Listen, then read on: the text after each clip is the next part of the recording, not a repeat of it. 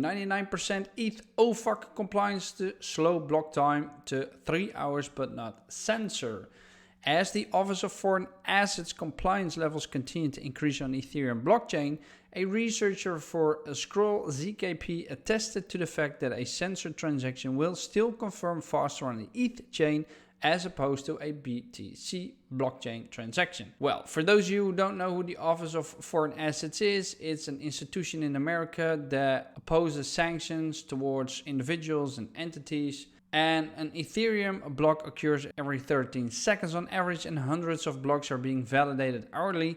Should ETH validators become 99% OFAC compliant, transactions will take an average of 3 hours, but will still be included in blocks. However, Justin Bonds, the CIO of Cyber Capital, contended that a Bitcoin block can take over an hour to process, while a block occurs every 13 seconds on Ethereum. However, the average time to produce a block on Bitcoin has not broken 12 seconds in the last quarter, as stated by CryptoSlate's Akiba in the post below. So Akiba responded to the news of a block occurring every 13 seconds by saying, I mean, it can take hours on BTC, but that's an outlier. The fact that at 99% OFAC compliant, a transaction will still be included with 99.99% certainty is super impressive. That still doesn't mean it will be faster than BTC though, so we gotta be accurate here.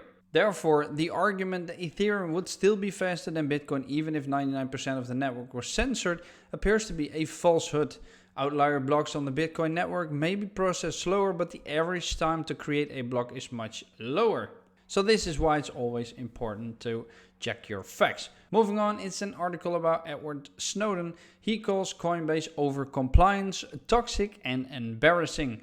He's an NSA contractor turned whistleblower, or a former NSA contractor turned whistleblower. You might have heard of him. And the article reads that as society went from dial-up modems to near constant online presence via smartphones, the ways in which individuals engage with networks underwent a pivotal shift. He says, we lost that internet because we onboarded billions of people, and the people who were providing the gateways for that didn't have their best interest at heart. He compared the way cryptocurrency exchange Coinbase onboards users to the way Facebook became synonymous with social media. He said, we're seeing people exploiting the kind of ignorance that made so many people now thinking tapping the Facebook app on your phone is the internet, and now think crypto is Coinbase or something else equally horrible as that.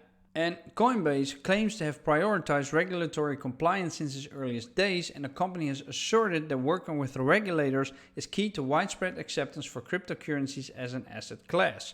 We've always believed that for crypto to gain the legitimacy needed for mainstream adoption, compliance can't be an afterthought. It has to be the core of the way we operate, the company wrote in a blog post. Compliance with existing regulatory frameworks isn't an option, it's a necessity. And it also said that it has the same responsibilities as other large financial institutions when it comes to verifying customers who engage with the company and enforcing policies that prevent money laundering.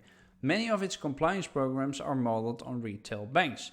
The company explains that its compliance programs, which include monitoring the overall cryptocurrency market and detecting financial crime, are intended to protect its customers. You don't want to be in a position where you can check that, because really that's not your role in society, even if the government says it is, Snowden said. That's for police, that's for intelligence, that's their job, and their job is supposed to be hard.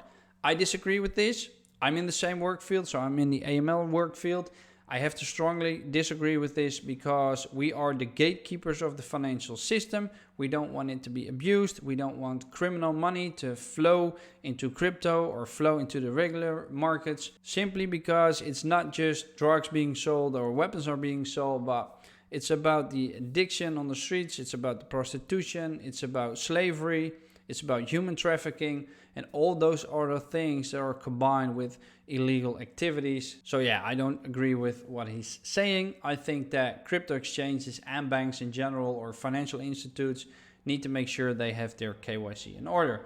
Let's move on to the Binance one, which sees a record of 138,000 BTC inflows as opinions differ on what Bitcoin price will do next. It's a very unstable market right now. Bitcoin is moving up and down. I now see it 16,700. This morning I bought a little bit Bitcoin at 16,000.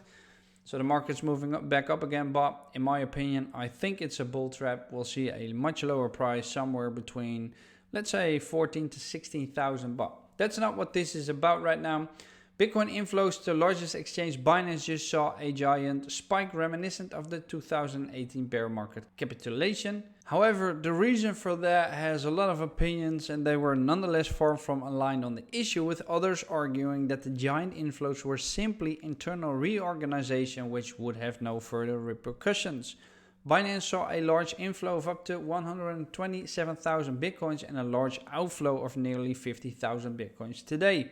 On-chain verification shows that these inflows and outflows are organized by internal wallets, which are transferred between cold wallets and wallets for proof of reserves, as stated by cryptocurrency journalist Colin Wu. He said, "I don't really understand the jump rumors," and said there have been some massive outflows past 7 days, but also inflows everywhere. They're transferring to Binance to dump doesn't seem right. And do you expect a large dump in the market? Let us know in the comment section down below. Before we close this video, I've got one more article to share with you. FTX owes its largest creditor 226 million, and the top 50 owed a total of about 3.1 billion.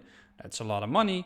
The court filing, or the recently filed court documents, shows that of FTX's estimated 1 million creditors, the largest single claim is for 226 million and the second is for 203 million.